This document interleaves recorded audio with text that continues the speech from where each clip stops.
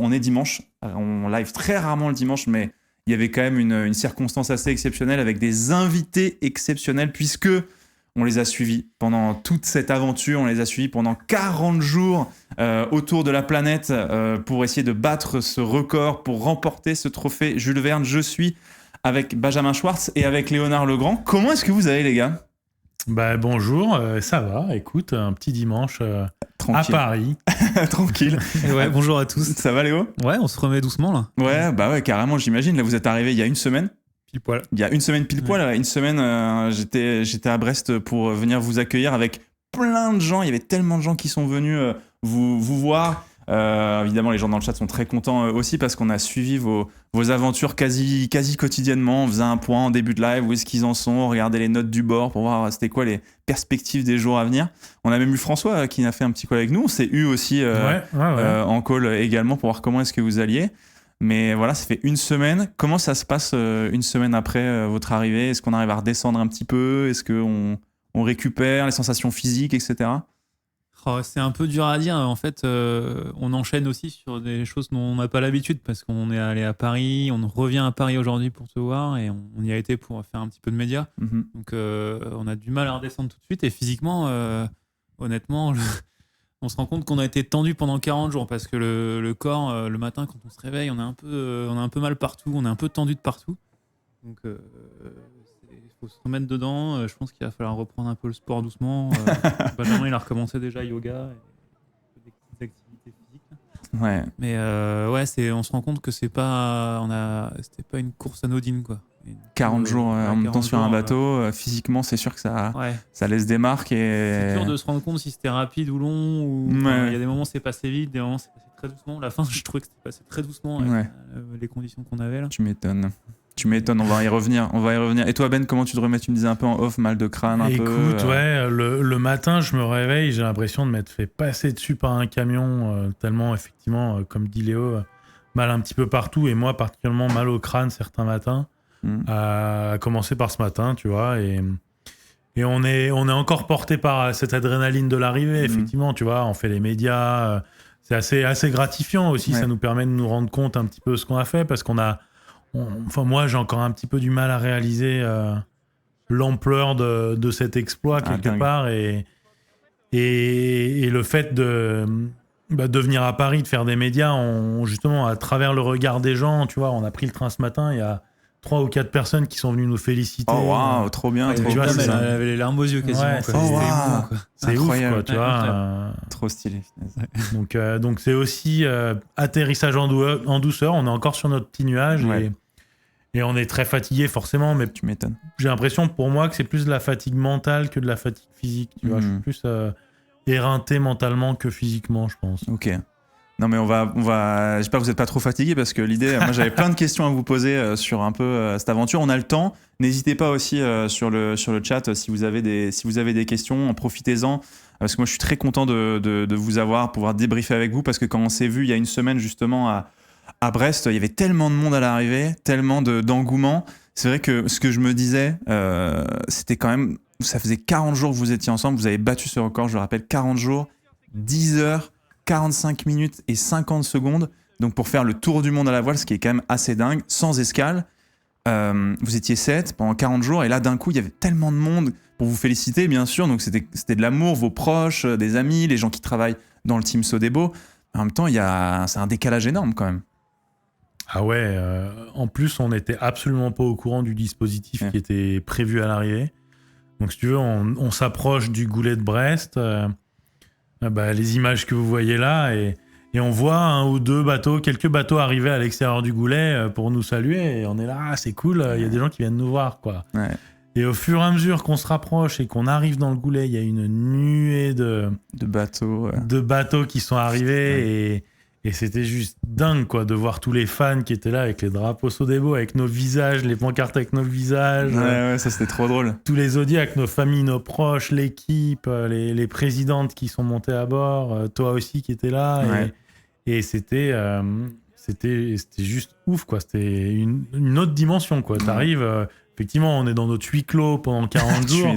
Et là, t'as des milliers de personnes, littéralement, qui sont autour, les quai qui était noir de monde. Ouais, ça c'était dingue. On vient de voir l'image quand on est passé sous l'abbaye Bourbon. C'est des images, ça t'arrive une fois dans ta vie, quoi. C'est inoubliable, vraiment. Dingue.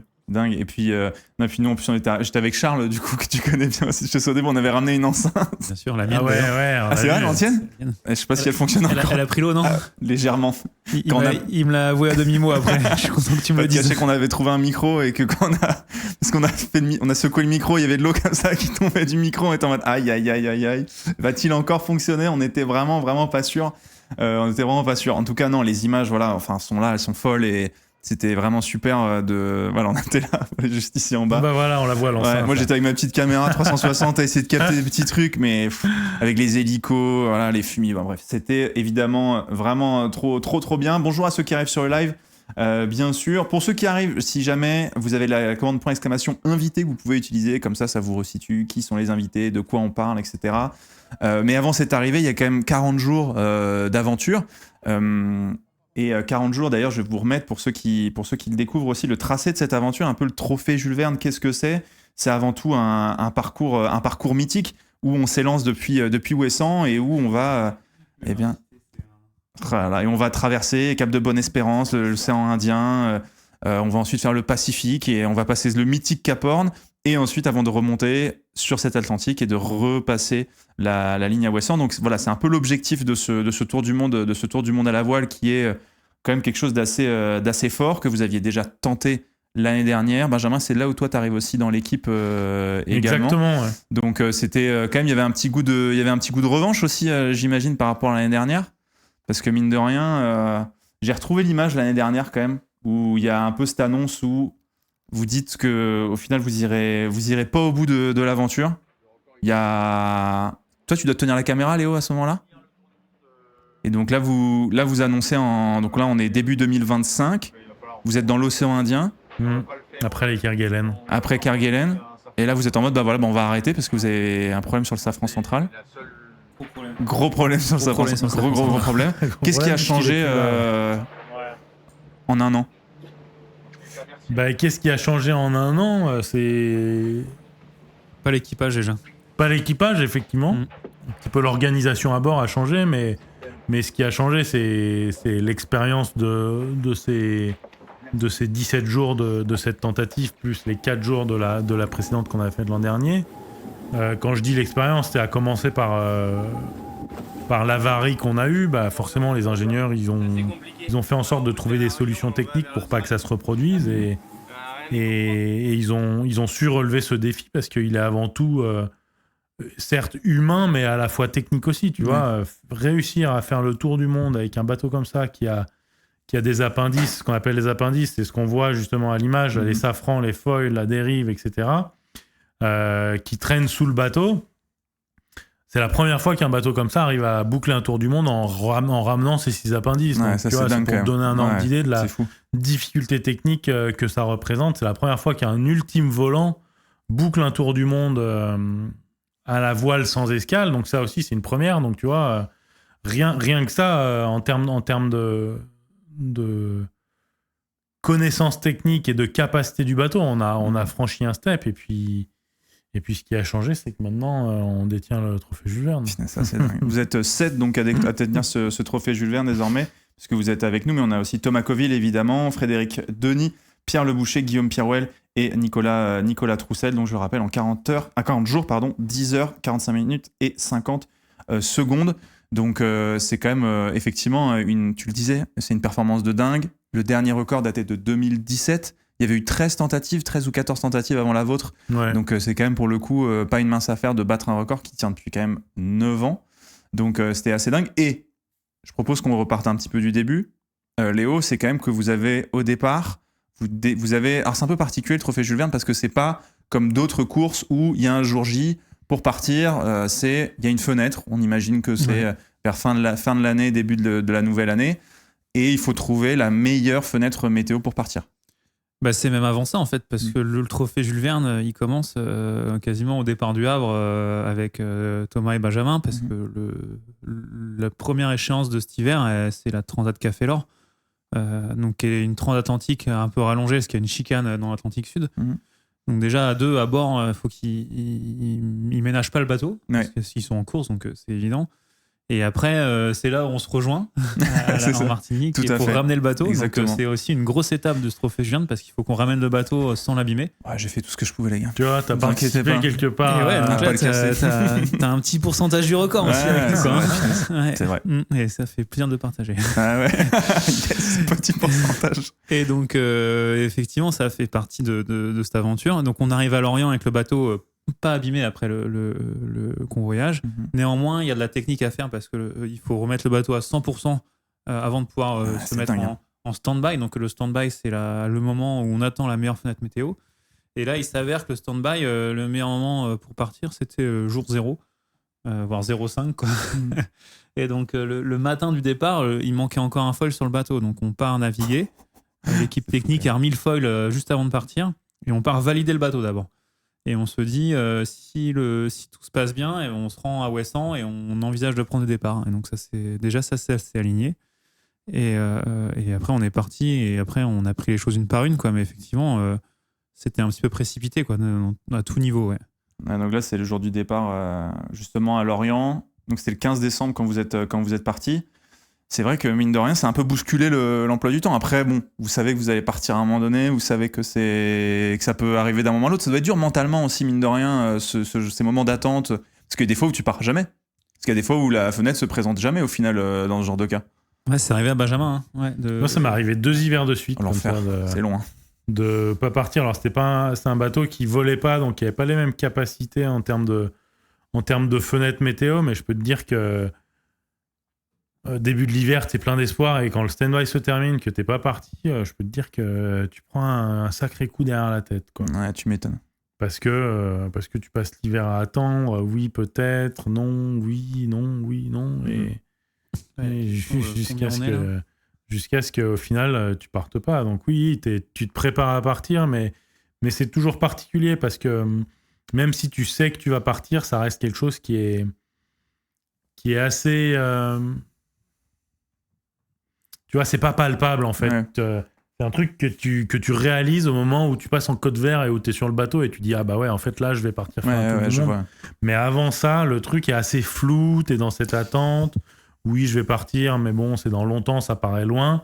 Et en fait, tout se met en place à partir du moment où tu es en côte vert et que tu sais que tu vas partir. Et là, en fait, tu te rends compte que t'es pas forcément prêt, t'as pas fini ce petit détail de ton sac, ou je sais pas quoi, ou punaise, il fallait que je fasse ça avant. Moi, il fallait que je te rende des t-shirts en plus. Que tu vois, il m'a dit il fallait laisser une paire de bottes à bord. Ah oui, il y a cette histoire de la paire de bottes. Mais non. On avait une paire de bottes en trop. C'est pas vrai. Je te jure. Et c'est la mienne? Ouais. Je suis pas sûr. Celle que t'avais empruntée à Benjamin sur le retour. Ah oui, c'est vrai. Exactement. Elle est restée à bord et c'est Léo qui s'en est servi. Je les ai portées. Eh ben nickel, comme quoi j'ai bien fait de la laisser. C'est mon petit pourcentage, c'est cette paire de bottes. Il y a une très bonne question de Tipov dans le chat, parce que vous êtes 7 recordman, évidemment, à inscrire votre nom sur le trophée Jules Verne, mais c'est quoi tout le monde qu'il y a derrière? Si on compte évidemment l'équipe, la technique, le routage, ça fait combien de personnes qui travaillent dans l'équipe Sodebo Voile? J'ai un peu l'impression qu'une personne à bord, c'est quasiment 10 personnes à terre, quoi. Dans les chiffres à peu près, entre la communication, la technique, la météo. Parce qu'on a une partie de l'équipe à Lorient, et on a aussi une partie de l'équipe communication et sponsoring qui est en Vendée chez Sodebo. Donc, je pense que c'est à peu près dans ce ordre de grandeur-là. Ouais, peut-être un petit peu moins, mais... Après, si tu prends tous les intervenants extérieurs qui viennent sur le bateau, c'est sûr que ça fait du monde. Ouais, t'en as qui sont pas là toute l'année, mais qui sur ces moments de course... Chez Sodebo Team Voile, on est 30, quoi. Une bonne trentaine, entre 30 et 40 personnes selon les moments de l'année. Donc, il y a cette belle... on va dire fenêtre météo qui s'ouvre au début de... Mais vous partez quand même dans un temps assez fort au final, et donc vous allez commencer à battre les records, puisque c'est en 4 jours que vous faites donc l'équateur. 4 jours, 4 heures, ouais. 4 jours, 4 heures. Ensuite, va y avoir ce passage dans le... Vous allez ensuite passer dans cet océan Indien. Les premiers jours, est-ce que c'est les plus difficiles ? Physiquement, j'entends, parce que c'est un peu le moment où tu prends un peu le pli, c'est le moment où physiquement tu commences à rentrer un peu dans le... t'habituer, même si vous êtes évidemment habitué au bateau, mais c'est là où on est terrien et où le temps que l'oreille interne s'habitue et tout ça, il y a un petit temps d'adaptation. Ouais. Moi j'ai trouvé ça assez dur parce qu'on est parti dans des conditions tout de suite un peu toniques. Ouais. Donc avec ce qui t'attend devant, C'est pas comme une navigation où tu sais que tu reviens dans 12 heures ou dans 24 heures. Là. Tu sais qu'il faut que déjà que toi t'en gardes sous le pied pour pas t'épuiser pour la suite. Donc effectivement, on était content que ça ralentisse un peu en arrivant au niveau de l'équateur, quoi. Enfin, c'est un temps d'adaptation qui est important quand même. Moi, je l'ai trouvé assez physique. Et toi, Benjamin, le début, est-ce que tu étais déjà dedans tu avais déjà eu la Café L'Or il y a pas longtemps avant. Donc, mais si tu veux, la Café L'Or, elle était il y a pas longtemps, mais du coup, elle avait quand même laissé des traces, tu vois. On n'est pas parti frais comme des gardons. Ouais, je comprends. Et néanmoins, tu vois, on choisit que c'est la bonne, t'as pas le choix. Hein. Ah, tu m'étonnes. Il faut se mettre dans le bain tout de suite. On a l'avantage qu'on était le même équipage que l'année dernière, donc on a rapidement su retrouver nos automatismes, même si on avait changé un petit peu certaines, on va dire un peu la composition de l'équipe en termes de qui faisait quoi, à la marge, hein, mais quand même. Et effectivement, comme dit Léo, on a eu des conditions qui étaient difficiles d'entrée de jeu, beaucoup de vent, beaucoup de mer aussi, surtout. Et on est parti sur les chapeaux de roue. Et en fait, oui, c'était difficile, mais j'ai envie de te dire qu'on n'a pas eu beaucoup de répit quand même autour du monde. Ouais, tu m'étonnes. Ouais, on va à la météo, comme vous n'avez pas eu beaucoup de cadeaux. Ouais. Tu te disais justement, on sait qui fait quoi. Justement, c'était quoi votre rôle à tous les deux sur le bateau ? Est-ce que c'était bien défini ? Toi, Ben, t'étais un petit peu plus, il me semble, sur vraiment la direction qu'allait prendre le bateau. Moi, j'étais le navigateur du bord et un des deux chefs de quart. Donc, Thomas était chef sur un quart et moi, j'étais chef sur l'autre quart. En fait, si tu veux, il y a 3 doublettes à bord du bateau. Okay. Il y avait Thomas et moi, donc skipper, navigateur, qui étions les deux chefs de quart. On avait Guillaume qu'on voit à l'écran, ou qu'on voit pas à l'écran d'ailleurs, voilà, qu'on voit à l'écran, qui était en opposé avec Pierre, qui ont ce rôle de ce qu'on appelle le numéro 1, qui est celui qui va un peu à l'avant du bateau ou à l'extérieur du bateau pour faire les manœuvres. Et Freddy et Nico, qui sont les deux régleurs, on va dire, un petit peu du bateau, même si tout le monde règle dans les fêtes.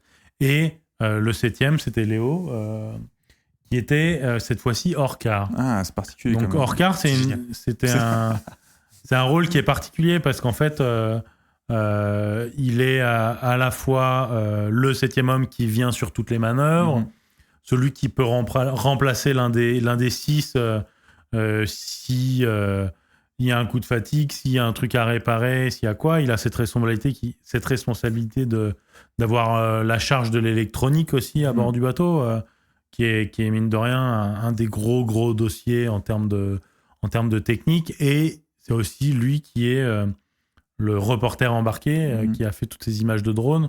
Donc, si tu veux, il avait ce rôle un petit peu charnière de faire la jonction un petit peu entre tout le monde à bord et de pouvoir être appelé à n'importe quel moment. Donc c'est à lui de nous dire comment est-ce qu'il s'est mis dans ce rôle-là, parce qu'il faisait pas partie du coup du rythme de quart, mais c'est pas toujours facile, c'est sûr.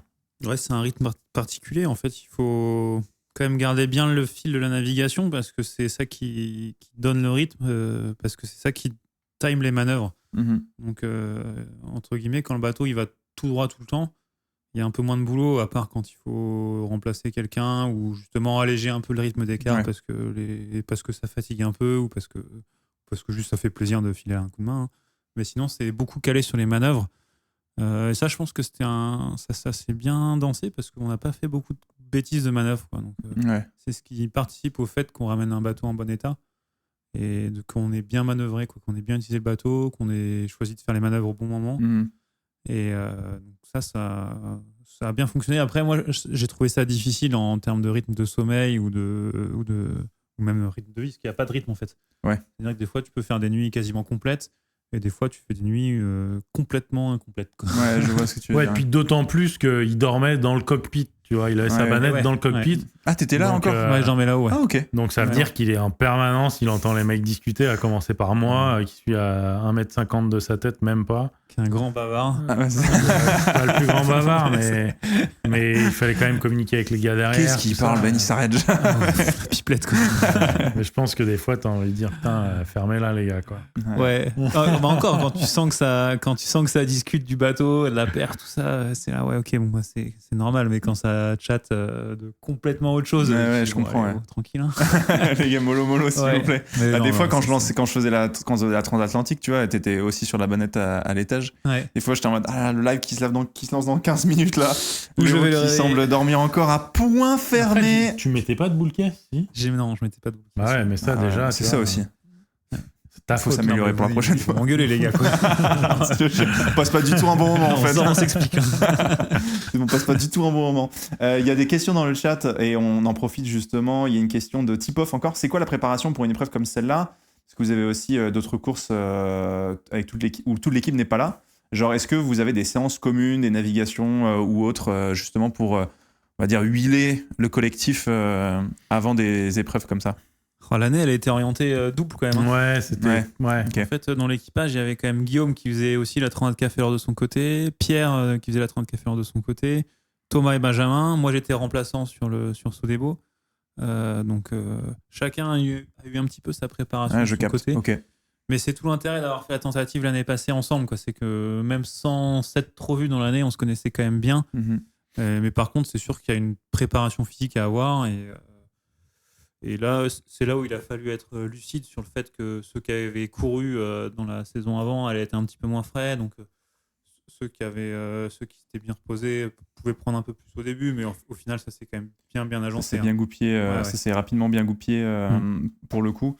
Il y a eu aussi, ensuite, après avoir fait un super début et vous avez à un moment donné plus de 1000 nautiques d'avance sur le record, vous allez dans l'océan Indien et on savait que c'était un peu le moment où, pour le coup, IDEC avait eu un super océan Indien où il tire qu'un bord pour faire tout l'océan. Vous, au contraire, ça a été plutôt à batailler. Moi, j'avais quand même un truc... parce que mine de rien, sur un bateau, comment mentalement vous faites? Parce que je trouve que sur un bateau, ça peut vider l'esprit, mais on peut vite aussi ruminer des idées, on peut vite être un peu seul avec ses pensées, se dire, finesse, c'est dur là. Là, c'est dur parce qu'on nous donne rien, on n'a pas beaucoup de chance. Là, dans les 2 jours qui arrivent, on ne va pas avoir grand-chose. Comment est-ce que mentalement, tu arrives à te remobiliser pour continuer à avoir les yeux rivés sur l'objectif? Déjà, comme tu dis, effectivement, on arrive à Bonne Espérance avec, je crois, un jour, 18 heures d'avance sur le fantôme d'IDEC. Mm-hmm. Et le reste du tour du monde, on a un petit peu vécu sur ce capital qu'on avait mis en banque, tu vois. Et heureusement qu'on l'avait, hein, parce que sinon l'issue n'aurait pas forcément été la même. Après, on savait qu'en ayant un temps excellent à l'équateur, puisque c'est un nouveau record, Ouessant équateur, ça nous permettrait de vivre un petit peu là-dessus sur le reste du Tour du Monde. On sait que Joyon, il a eu une trajectoire exceptionnelle. On le voit, je pense que tu vas le montrer à l'écran. Lui est allé tout droit, alors que nous, on a fait... c'est pas compliqué entre Bonne Espérance et la fin de l'Indien. Je crois qu'on a fait une douzaine d'empannages, je sais pas exactement combien, alors que lui, il allait tout droit. On voit très bien, c'est vraiment, tu as tout droit.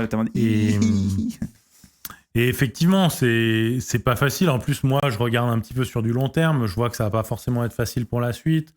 Je le garde un peu pour moi, tu vois.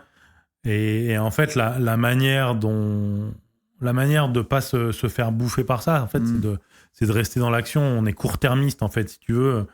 On regarde sur les 2-3 prochains jours ce qui va se passer. Et en fait, si tu veux, le tour du monde est tellement long qu'il peut s'en passer et s'en passer et s'en passer jusqu'au bout que ça sert à rien d'être à la fois défaitiste ou à l'inverse trop enjoué. Trop enjoué. Thomas, il dit souvent, il faut pas vibrer trop, il faut pas vibrer trop bas. Et c'est exactement ça, en fait. J'ai un ami, Sébastien Josse, le co-skipper de Banque Pop, il dit exactement pareil. On avait couru ensemble il y a quelques années et moi, j'étais fou, quoi. Et je lui dis, mais comment tu fais pour pas être vénère alors qu'on est collé parce qu'on n'arrivait pas à avancer? Il me dit, mais le bateau, il avance pas, ça sert à rien de se faire un sans encre, je peux rien y faire. Ouais. Donc, si tu veux, lui, il était assez linéaire en émotion et en fait, je pense que c'est une des clés en course au large d'une manière générale, c'est c'est de pas être trop euphorique et à la fois, et à l'inverse, de pas être trop down quand ça va pas. Ouais, je comprends. Et de regarder, d'essayer de regarder, tu vois, d'avoir. Là, tu sais, c'est pas compliqué, hein, c'est comme l'âne que tu fais avancer en mettant une carotte à 1 mètre devant l'âne, et ben nous, c'est un peu pareil, tu vois. On avance comme ça doucement, autour du on va monde. pas aller trop loin, on va pas Tu se projeter trop loin. regardes la carotte que tu vas attraper devant, c'est et clair. en fait, la carotte, elle avance au fur et à mesure que ça avance, et c'est ça qui te motive. Quoi. Ouais, et puis surtout que je trouve que ce qui est vachement impressionnant, c'est que vous devez à la fois gérer le mental, mais il y a aussi toute une partie physique. Et genre, notamment, ça me fait penser, on s'était eu au Nouvel An, parlant du Nouvel An, et vous avez eu quand même un souci technique qui était au niveau des colonnes. Vous avez la chaîne qui avait lâché. Et donc le Nouvel An, vous l'aviez passé à aller réparer la chaîne, à remettre les mains dans le cambouis, etc. Ça fait, enfin, tu sais, c'est tous ces petits trucs à bord aussi qu'il faut pouvoir gérer, parce qu'il y a eu un petit peu de casse sur le bateau, rien qui n'a mis en péril le record, mais mine de rien, il faut gérer aussi ça aussi, quoi, le matériel. Ah ouais, ça fait partie des épreuves sportives un peu complètes où il faut combiner effectivement la météo, donc c'est le truc quand même qui est compliqué à prévoir, Ouais. l'humain, le sportif, la préparation physique, la durée, c'est assez long, enfin, et le côté média, il y a vraiment tout, c'est complet comme épreuve, sur 40 jours, il faut pouvoir le tenir, et c'est là-dessus où on n'a pas eu trop de pépins en fait, hein. Il y a eu des détails qui se sont pas transformés, parce que tout peut vite prendre de l'ampleur, donc c'est pas parti trop en freestyle, donc au final on s'en est bien sorti, et c'est ce qui permet d'avoir un chrono comme ça à l'arrivée, parce qu'en météo on n'a pas été non plus hyper verni, hein. Je voyais une question passer là de quelqu'un qui demandait ce que c'était la virgule au milieu du Pacifique. Ça c'était une question intéressante. Je vais la remettre cette virgule. Et en fait, on était, Benji il en parlerait mieux, mais on était poursuivi par un front qui nous permettait d'aller tout droit. Et Léo, le micro sur le menton, je me fais engueuler là. Pardon. Pardon. Et ouais, voilà, c'est un peu plus loin. Et donc on avait réussi à être devant un front, ce qui est quand même le Graal voilà, c'était juste ce petit passage-là.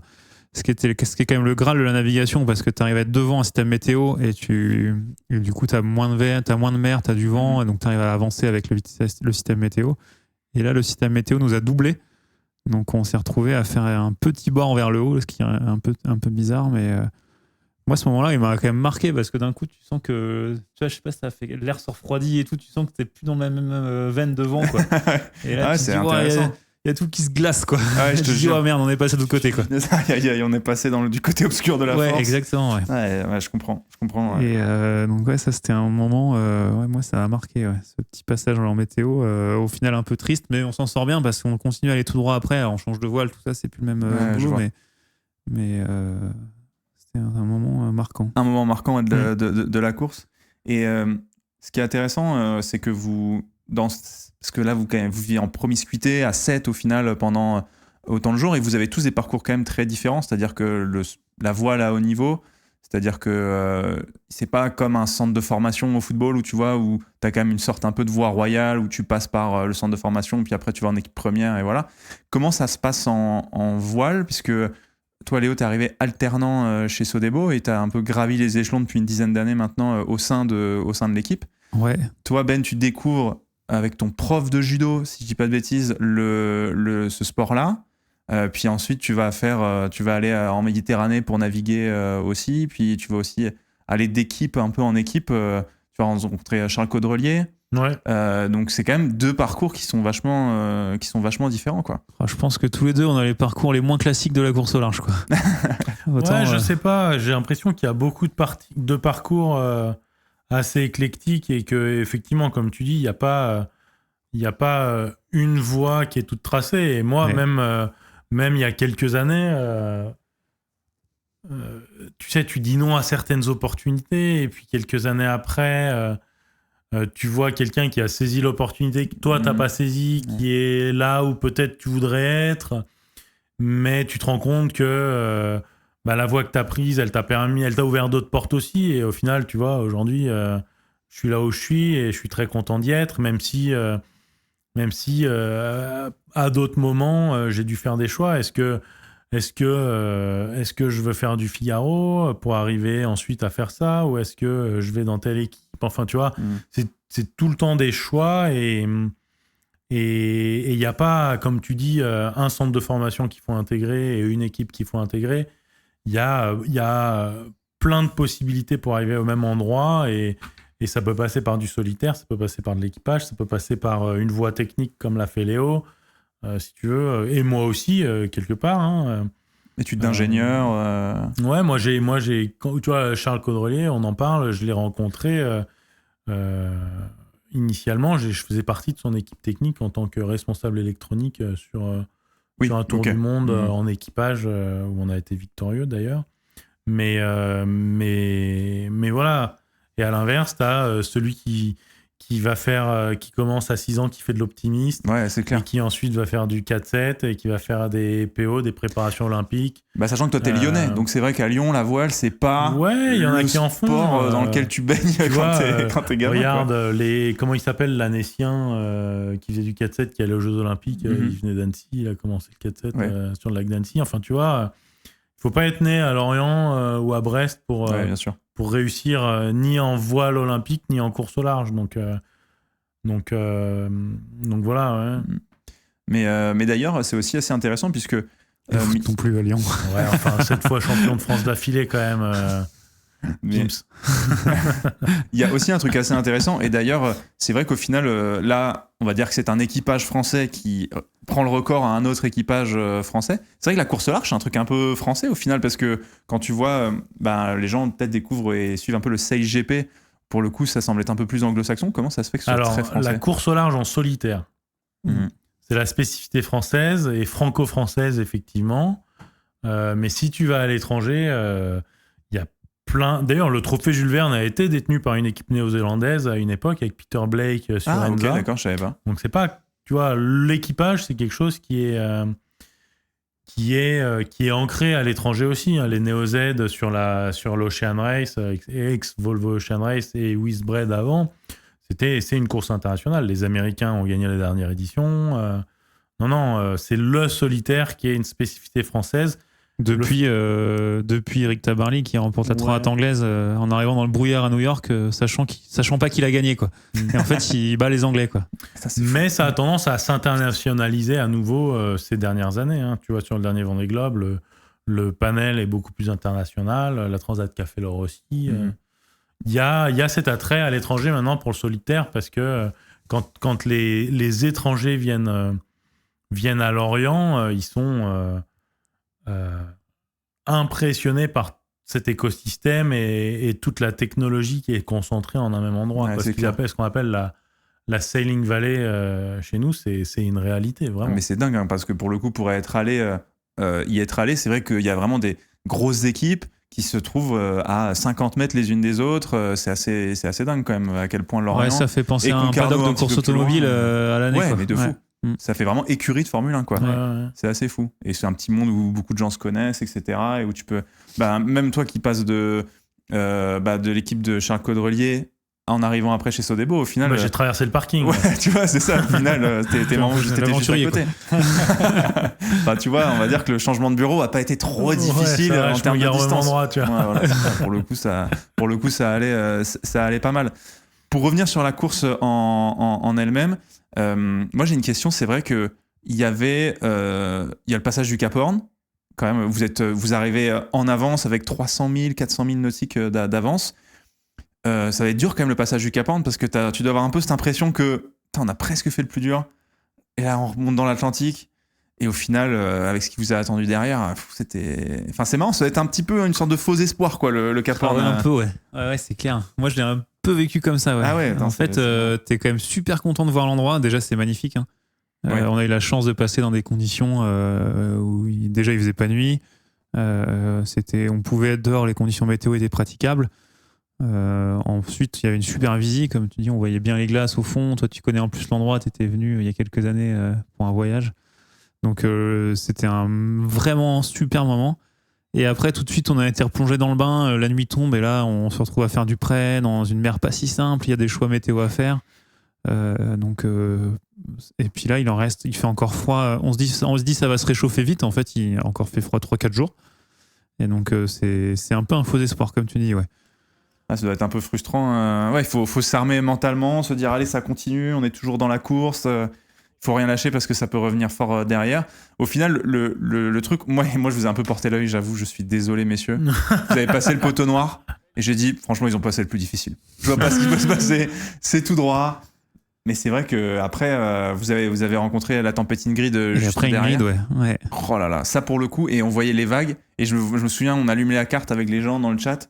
Et là, je voyais du rouge partout. J'étais en mode, oh là là. Ouais, tu vois marquer 10 mètres. Je vois 10 mètres de creux. sûr. Et je me souvenais de notre transatlantique où il y avait 4 mètres et où j'étais déjà en mode, oh là là, c'est. Il y a de la belle houle. C'est quand même quelque chose. Mais je ne pouvais pas imaginer 10 mètres, quoi. Ça doit être.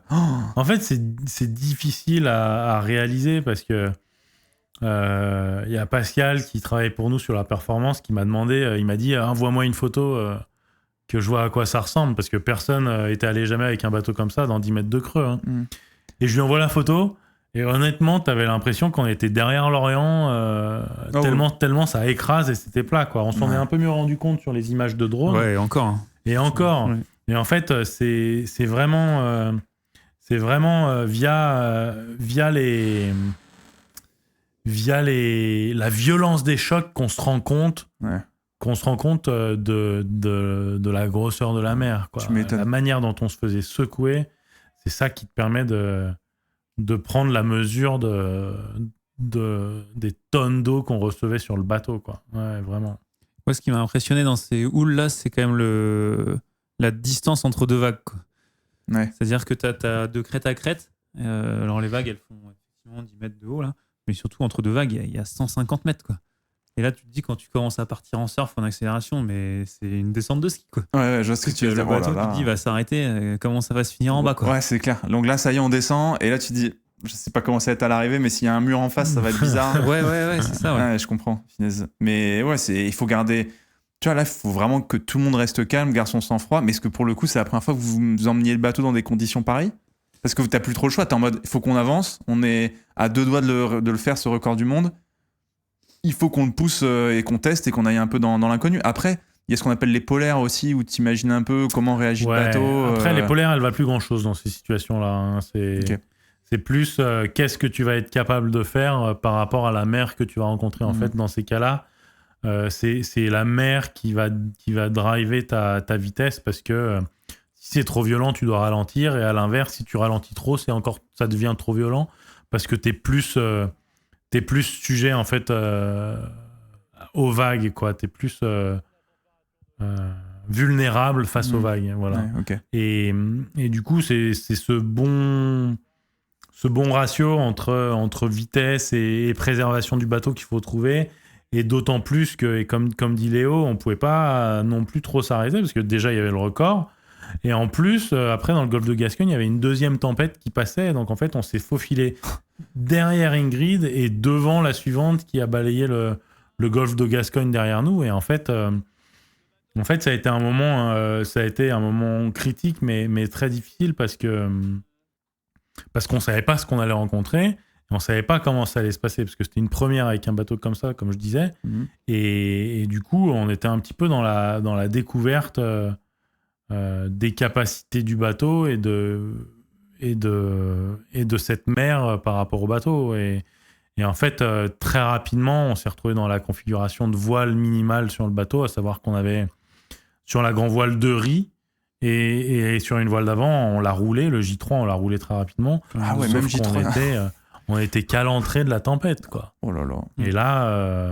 Et là, on reçoit quelques heures après un message de Chris Bedford, notre météorologue, qui nous dit on avait à peu près 40 nœuds de vent à ce moment-là. Et il nous dit on attend des rafales de 60 nœuds sous les grains, voire 70 nœuds. Et là, je me dis mais qu'est-ce qu'on va faire, quoi? Qu'est-ce qui va se passer là? Tu vois, après, la solution, c'est d'affaler complètement la grand voile et de naviguer juste avec le mât. Le mât, en fait, c'est ce qu'on appelle un mât-L. Il a lui-même, c'est une voile à proprement parler, donc tu peux l'orienter pour... tu vois, ça fait à peu près 40 mètres carrés, donc déjà, tu vois, c'est quand même une belle voile. Mais après, c'est compliqué d'envoyer la grand voile. On pense qu'on aurait été trop lent. Là, c'est la mission, quoi. On voulait pas faire ça, quoi. Et donc, à ce moment-là, je décide avec Thomas d'échapper un petit peu. Tu vois, on s'arrête quasiment. C'est-à-dire qu'on se met à 15-18 nœuds, tu vois. On l'offre quasiment face au vent, à 40 degrés du vent pour pas s'arrêter, mais laisser passer donc, le plus gros de la tempête devant nous.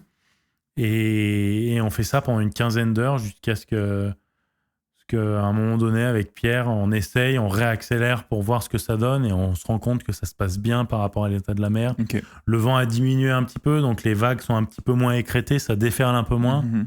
Et il y a cette longue houle qu'on arrive à naviguer travers aux vagues.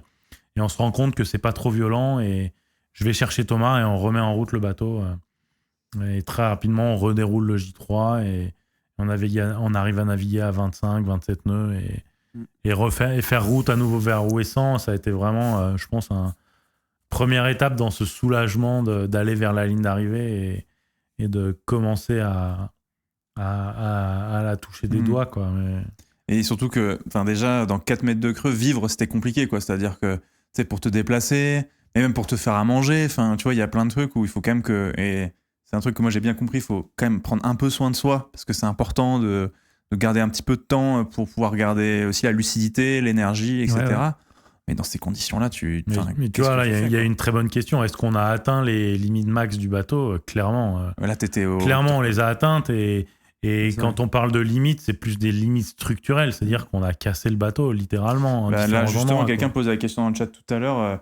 En fait, il y a le cache. Il y a ce fourreau de safran. En fait, ce fourreau de safran, c'est quoi ? C'est ce qu'on voit à l'écran.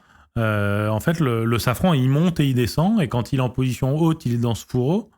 Et quand il est en position basse, il n'y a rien dans le fourreau. Et en fait, ce fourreau-là, ce cache, c'est une protection, en fait.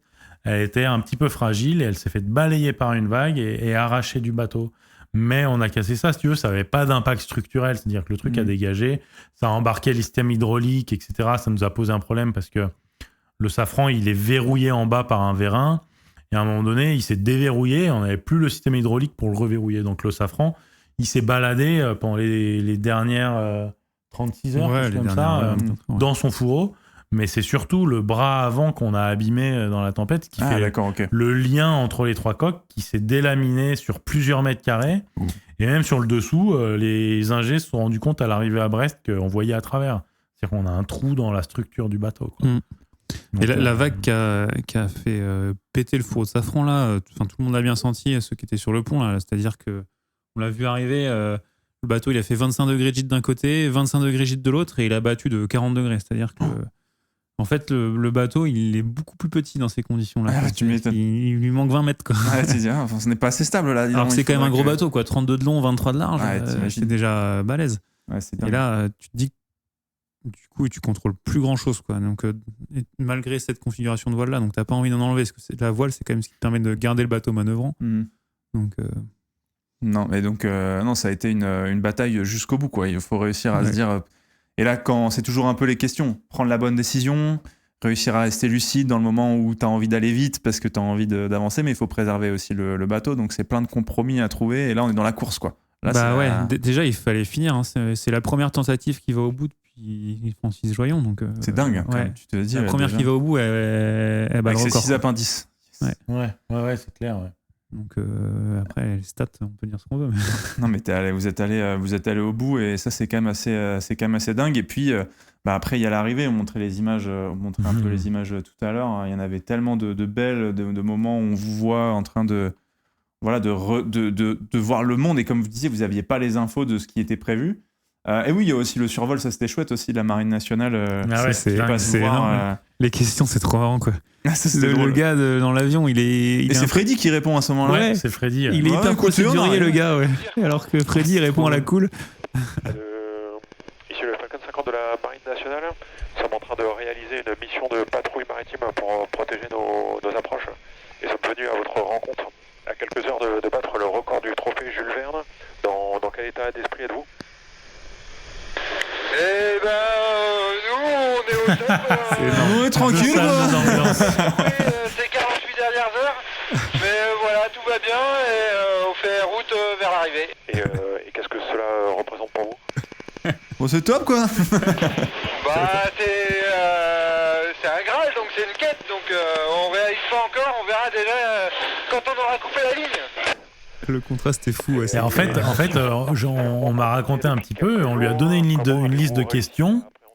mais tu vois, qui était écrite comme ça, mais il avait toute liberté pour broder autour ou avoir une discussion informelle. Mais lui, en bon militaire, il a lu ses questions et il en a pas dévié. C'était marrant. Ouais, c'était drôle. C'était assez drôle cette interview. Mais c'est toujours, franchement, c'est un avion effectivement de reconnaissance de la Marine nationale et c'est toujours sympa de discuter avec eux et les voir nous survoler parce que c'est quelque part aussi nos anges gardiens. Hein. C'est clair. C'est eux qui viennent jeter une chaîne de secours s'il y a besoin de. Si on a une grosse avarie ou si on a tout cassé.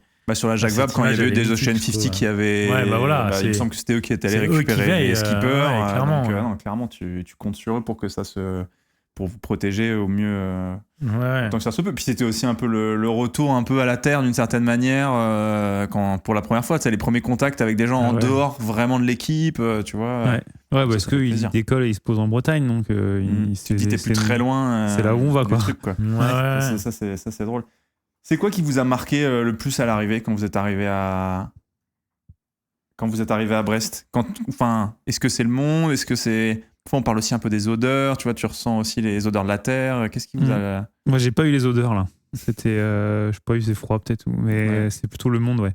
Et le temps qu'il faisait à Brest aussi, ça m'a marqué, le fait qu'il y ait du soleil. Mais non, c'était incroyable. Et puis, c'est venu crescendo, quoi, comme le racontait un peu Benjamin tout à l'heure.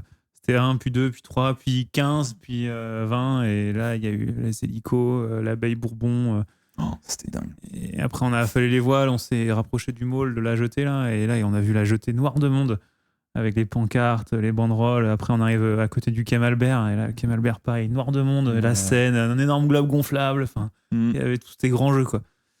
Et après, le moment vraiment génial, c'est donc on descend et on traverse pour aller vers la Seine, là, avec tous les jeunes, les enfants, les adultes et tout qui nous tapent sur l'épaule, là. C'était vraiment fantastique. Ouais, ça c'était dingue aussi. Hein. Ça, c'était vraiment... Ce petit moment, ce petit bain de foule après avoir fait, après avoir vu que c'est que cette personne pendant 40 jours. Elle arrivait au ponton, c'était quelque chose, hein, pour le coup. Non, elle arrive au ponton, incroyable. C'était dingue. Et moi, je me retrouve, comme je vous le disais, avec mon magnum de champagne que je file à Ben. J'ai rien à faire là. Mais juste, il fallait filer une bouteille de champagne à quelqu'un. Et j'étais en mode, bon, il manque des mains, bon, allez, j'y vais. Et ouais, c'était vraiment un moment avec le monde qui était venu. C'était fou, là. Ouais, sachant que les gens attendaient depuis un moment aussi, parce qu'à un moment donné, vous aviez eu Pétole. Enfin, à un moment donné, vous vous arrêtez aussi complet. Ouais, en fait, il y a un grain juste après la ligne. Ah ouais, donc, il y a un grain, le vent tombe quasiment à 0 nœud, quoi. Donc, il n'y a plus de vent du tout. Et là, on devait faire. Il y a l'hélico qui devait nous rejoindre, donc il fallait timer ce moment-là, c'était pas si simple.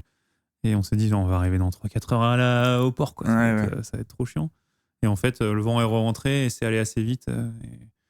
Mais bon, c'est vrai que les gens ont un peu attendu, il faisait pas très beau à quai. Nous, on avait que du soleil quasiment tout le temps, on n'a pas eu de pluie. Donc... Ouais. Des gens attendaient depuis 40 jours. Des gens étaient sur le port de Brest depuis 40 jours, ils attendaient. Ils étaient sous des tentes et tout. C'était. Ouais, il y a des gens qui vivent le truc à fond. Hein. Il y a des ultras. Mais le public, puis même il y avait avec les proches et tout. Enfin, c'est un truc. Ouais, de revoir les visages de loin là sur les smirigides là qui nous attendent là. Là, il y a une petite vague d'émotion quand même. Tu m'étonnes que là, c'est compliqué à contenir. Ouais, j'ai versé une petite larme. C'est tout à fait normal, parce que il y a aussi ça. Et ça, c'était drôle parce qu'il y avait dans la conférence de presse, donc je suis passé rapidement. Je suis passé une tête rapidement et il y avait les journalistes qui vous posaient la question, ça va être dur de se séparer après 40 jours. Et toi, Léo, qui fait, oh, pas tant, en vrai, ça va, je suis content de retrouver ma solitude, parce que c'est vrai que la promiscuité, le fait d'avoir tout le temps des gens, même si tu te sens bien avec les gars, tu vois, il y a ce truc où t'es en mode, je ne suis jamais seul, quoi. Ouais, après, on s'entend toujours bien, hein. Y a pas on n'a jamais eu de clash sur le tour, hein. On a eu des moments de tension, des désaccords liés au métier qu'on fait, quoi. Mais en fait, on est toujours. C'est là où le casting est bon. Le casting fait par Thomas, il est bon parce que on a réussi à fonctionner toujours bien. On s'est complété. Ça, c'est ouf, hein, de se dire que les compétences de chacun font que le bateau, il est jamais arrêté. C'est-à-dire que quand il y a un pépin technique, quelqu'un le prend en charge et le bateau continue d'avancer, quoi. C'est comme si sur le Dakar, t'avais le copilote qui bricolait le moteur pendant que le gars il est toujours pied au plancher, quoi. Ouais. Donc ça, c'est génial, quoi. C'est hyper le sentiment, il est hyper gratifiant parce que tu te dis que là tu partis vraiment en record, quoi. C'est-à-dire que tu vois vraiment les secondes que tu gagnes, quoi. Ça me fait penser à ce que tu dis. Tu vois, t'avais Thomas Pesquet qui parlait des qualités pour être un peu astronaute, c'est-à-dire d'être enfermé, proche des gens pendant très longtemps. C'est-à-dire qu'il disait, c'est important d'être professionnel, mais il disait, mais avoir des égos trop forts, tu vois aussi des personnalités qui peuvent vite partir au clash, qui montent vite dans les tours, ça peut être compliqué. Ouais. Parce qu'en fait, vu que t'es dans un vase clos, tu te dis, si ça pète, l'enfer de se retrouver avec des gens où ça se passe Tu vraiment peux pas faire bien, un équipage quoi, de rockstar, quoi. C'est ça. Il faut que chacun sache mettre de l'eau dans son vin, sache parfois rester à sa place, parfois respecter aussi un gars qui est mal luné. Et de bien se connaître, ça permet de tout de suite voir dans quel état le gars il est en face. Oula, il a pas bien dormi, il est fatigué, ou il a une mauvaise nouvelle, ou tu sais pas trop. Hein. Faut avoir de l'empathie aussi. Ouais, des fois de respecter un peu l'espace de chacun, c'est important, parce qu'il n'y en a pas beaucoup. Donc de pas toujours venir se taper à l'épaule, alors des fois faut. Comment il va celui-ci aujourd'hui? Ouais, voilà, ça fait 10 fois que tu me demandes. Ça commence, ça va bien, d'accord, bon, okay. Je vais super bien, ouais. ok. L'enfer. Donc non, ouais, nickel, mais qu'est-ce qui pourrait mal se passer? Et d'ailleurs, quelle est pour vous la qualité que vous appréciez le plus chez un équipier? Qu'est-ce que vous... chez un marin? C'est difficile. C'est une bonne question, ceci dit. Ouais. La meilleure qualité chez un marin. Tu te dis, punaise, j'aime bien quand cette personne elle a ça sur une épreuve, sur un bateau. Moi, je dirais que c'est la capacité à rebondir, quoi, de pas s'enfermer dans un truc négatif, quoi. Il y a un moment dur et quand les gens ils disent allez, on se remet dedans ou on va essayer de régler ça comme ça, on va essayer. Ça, des fois, ça arrive, ça tire tout le groupe vers le haut, quoi. Le groupe est un peu en bas et t'as une personne qui est un peu en mindset positif et là, ça remet tout le groupe vers l'avant et ça, c'est génial. Pour le coup, c'est ce qu'a essayé de faire un peu Thomas aussi et c'est le fait comme on disait tout à l'heure, pas vibrer trop bas, pas vibrer trop haut, mais quand même d'avoir une tendance un peu ascendante, quoi. En général, ouais. C'est rare qu'un mec dise, les gars, c'est terrible ce qui se passe, d'accord? L'enfer du gars, c'est horrible ce qui va se passer. Non, mais des fois, tu peux te dire ça, hein, quand tu vois que tu arrives dans la météo, tu as une grille qui arrive, tout le monde est un peu conscient, c'est horrible ce qui va se passer, quoi. Pourtant, personne ne dit, on va essayer de trouver des solutions, on va peut-être passer par là, voilà. Et ça, c'est un peu agréable à vivre. Je comprends. Humainement. Et toi, Ben, qu'est-ce que tu apprécies chez un équipier? Moi, je dirais celui qui est à l'opposé de l'attentisme, tu vois. J'aime bien que les équipiers ou que les navigants avec qui je navigue soient toujours à l'initiative, toujours. Alors des fois, il faut le temporiser, tu vois. Des fois, Pierre. Pierre Le Boucher. Ouais, Pierre Le Boucher. Il y a The Butcher, ouais. Il y a un autre vent en moins, il veut changer de voile, quoi. Et tu vois. Calmons-nous. Et tu vois, et t'es là, ouais, Pierre. J'entends ce que tu dis. mais tu vois, à la fois, je trouve ça bien parce que des fois, t'es dans des situations d'attentisme, tu sais pas, est-ce qu'on fait, est-ce qu'on machin, et vas-y, on y va, quoi. Et ça, j'aime bien. Ça apporte pas mal d'énergie, ça secoue toujours un peu le groupe. Et du coup, souvent, quand on a un comme ça à bord, parce que des fois, les manœuvres, tu sais, tu penses déjà au coût de la manœuvre, qui est une perte de temps, parce que tu ralentis le bateau pour faire la manœuvre, mais ça a un coût énergétique, machin, tout ça. Et des fois, tu mets tout ça dans la balance et t'as pas trop envie de changer. Et quand t'as un mec comme ça qui secoue un peu le prunier, je trouve que ça donne de l'élan à tout le groupe. Et en fait, souvent, mine de rien, quand tu te poses la question de changer de voile, c'est qu'il y a déjà le temps de changer de voile ou c'est déjà trop tard, quoi. Ouais, je vois. Donc, bon, c'est trop tard et tu changes de voile et le vent remonte. Ouais, après, ça, c'est encore autre chose. Non, mais c'est un truc de fou, quoi. Putain, Pierre, je t'avais dit qu'il fallait pas changer de voile. Des fois, tu t'attends et allez, on y va et tu fais. C'est trop tard. Ouais, je comprends. Il y avait une interview que vous avez fait avec TV5 Monde et où vous parliez du fait où Thomas parlait du fait qu'il avait beaucoup apprécié que tu dises de lui qu'il avait changé, qu'il avait beaucoup changé. Ouais. Comment ça s'est traduit? Parce que vous avez une relation un peu particulière. Vous avez été co-skipper sur la Transat Café l'Or. Finalement, vous vous êtes découvert il y a un an au final. Ouais, ça fait qu'un peu plus d'un an qu'on se connaît. Ouais. Donc et même sur ça, il disait qu'il y avait, il l'accepterait, il serait heureux de t'accompagner même dans des épreuves où tu prendrais le lead. Donc ça doit être fort aussi comme rencontre et comme dialogue entre vous deux. Ouais, c'est fort. Après moi, en fait, ça, je pense que je l'ai jamais dit, mais à l'issue de ce trophée Jules Verne infructueux de l'hiver dernier. On termine, on abandonne et il commence le convoyage vers l'Australie. Et moi, je commence à faire les comptes dans ma tête, tu vois. J'étais chez Charles avant, est-ce que je retourne chez Charles ? Et je me dis, bah, de toute façon, Sodevo, c'est mort. Ils vont jamais me réinviter, quoi. Parce que effectivement, j'avais bousculé un peu Thomas pendant la tentative. On s'était pas accroché, mais en tout cas, je l'avais un petit peu bousculé. Et je me suis dit, bon, de toute façon, voilà, c'est plié, quoi, tu vois. Et pendant le convoyage vers La Réunion, il me propose de faire la Transat Café L'Or avec lui, quoi. Donc, tu vois, j'étais un peu sur le cul et je lui avais dit, bah, écoute, Thomas, il me faut un petit peu de temps pour réfléchir. Et au final, bon, bah voilà, l'histoire, on la connaît. J'ai dit oui, on a fait la Transat Café L'Or, mais tout au long de cette préparation, c'est sûr qu'on a mis en place beaucoup de choses, à la fois techniquement et à la fois, on a travaillé tous les deux ensemble. Il dit qu'il a changé, mais moi aussi, tu vois, je suis allé vers lui. On a mis en place des choses pour si tu veux, gommer un petit peu les choses qui allaient pas pendant ce Tour du Monde l'hiver dernier. Et on a trouvé tout un panel de parades ou de choses qu'on a mises en place justement pour que ça fonctionne bien.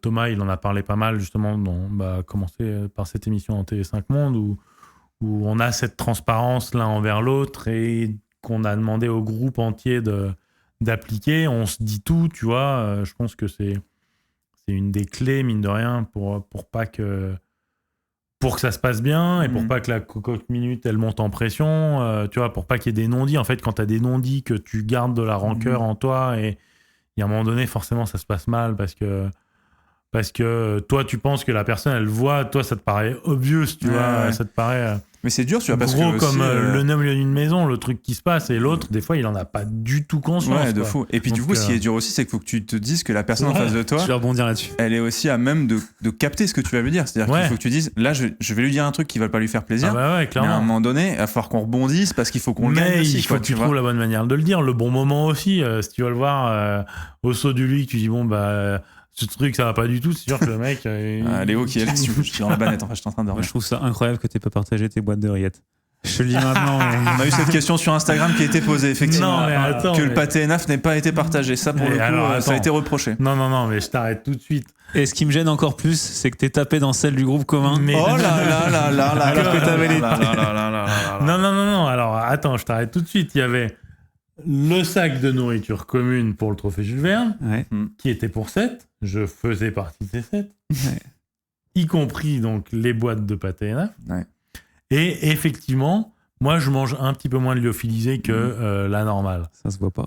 Ça se voit peut-être pas, grâce au pâté ENAF. Mais du coup, avant le Jules Verne, et en fait, j'avais fait ça pendant la Transat Café L'Or. Tous les jours, j'avais une boîte de rillettes ou une boîte de pâté ENAF. de pâté ENAF, donc rillettes de poisson, pâté ENAF ou je sais pas quoi. Et j'ai demandé à Lisa à ce qu'on fasse pareil pendant ce trophée Jules Verne parce que j'ai mangé un petit peu moins de liofs, j'en ai pris un petit peu moins. Et du coup, l'ensemble de l'équipage me jalousait quand ils avaient fini leur stock de pâté ENAF au premier jour parce qu'ils sont incapables de gérer leur stock, alors que moi, tous les jours, On je avait sortais une ma petite boîte pour 7 pour la une semaine. boîte Ouais. comme il y en avait Donc, plusieurs. du coup, j'imagine qu'il y a eu une Bref. réunion sur le pont avec tout le monde.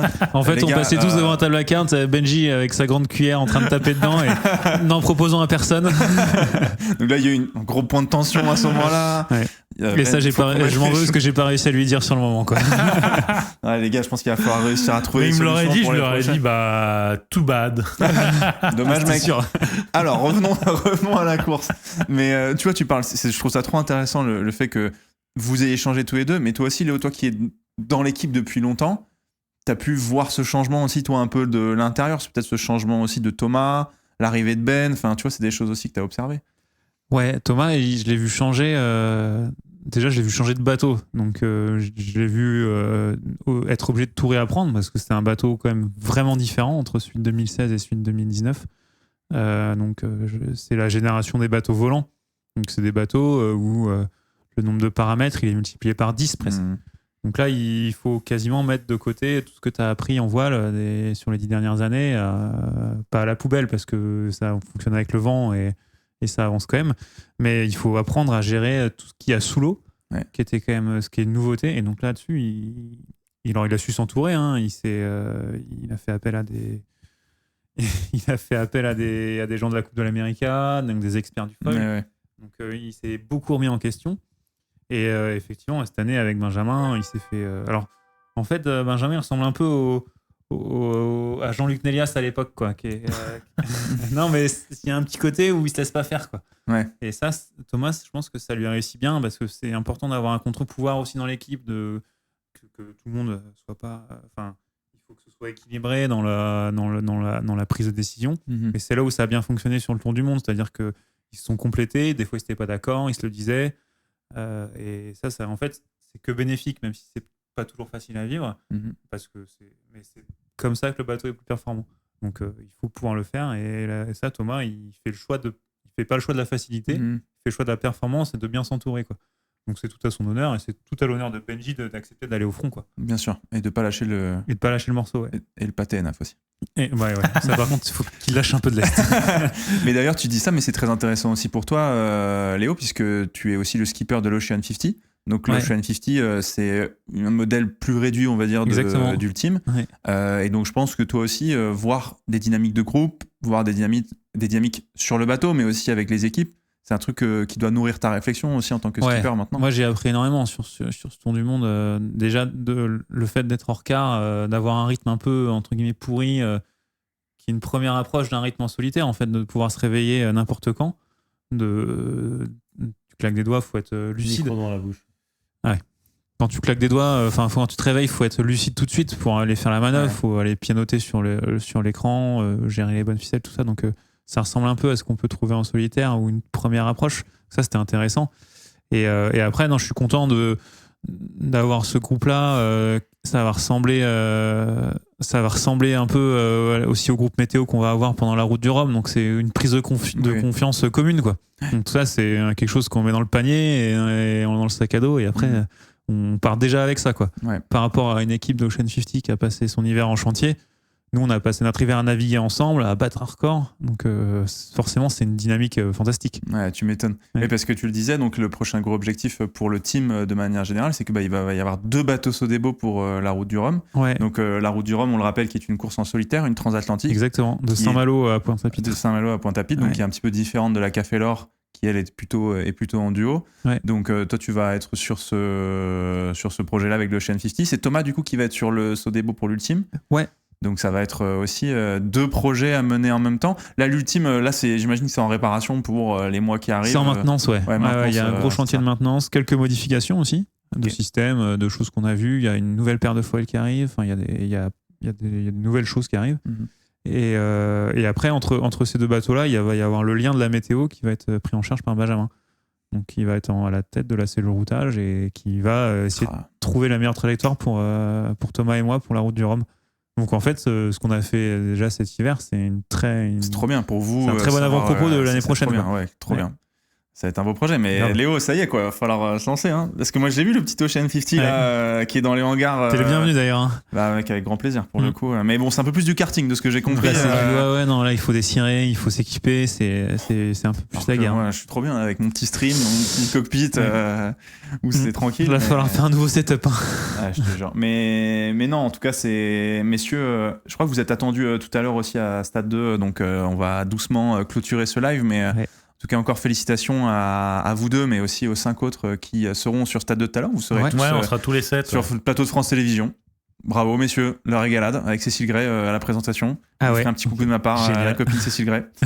C'est elle ou Mathieu Lartaud, je ne sais pas qui c'est ce soir, mais voilà. Mais félicitations, vous êtes détenteur du trophée Jules Verne. J'ai appris qu'il y avait un vrai trophée parce que je ne savais pas. Mais en fait, vous ne le touchez pas, quoi. C'est quand même fou, ça. On va le toucher avec des gants, figure-toi. Donc, c'est un trophée, c'est une œuvre d'art qui a été dessinée par Thomas Shannon et qui est exposée au Musée national de la Marine à Paris. Donc au Trocadéro, en fait. Voilà. C'est assez fou, quand même.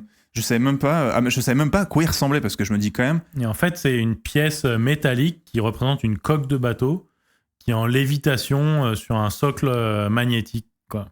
Ça, c'est quand même. Et donc, tout le challenge, c'est de le poser à son endroit où il tient tout seul, quoi.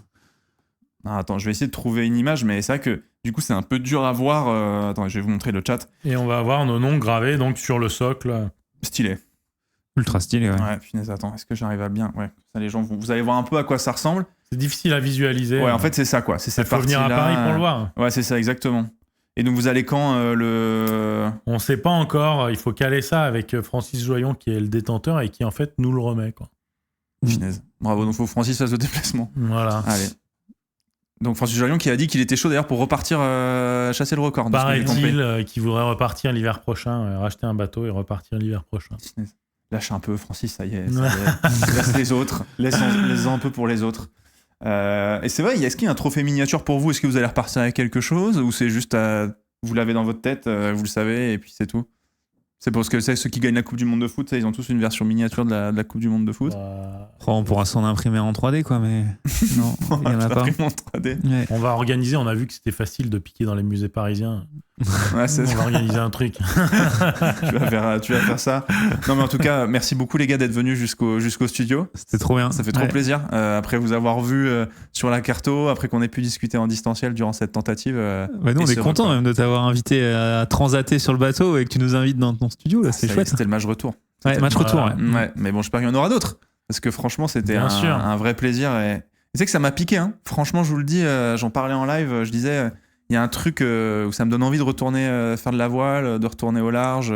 Un truc un peu inexplicable de... Vivre sur la route du Rhum 2030, quoi. J'ai juste envie d'être skipper, d'arrêter ma carrière de streamer.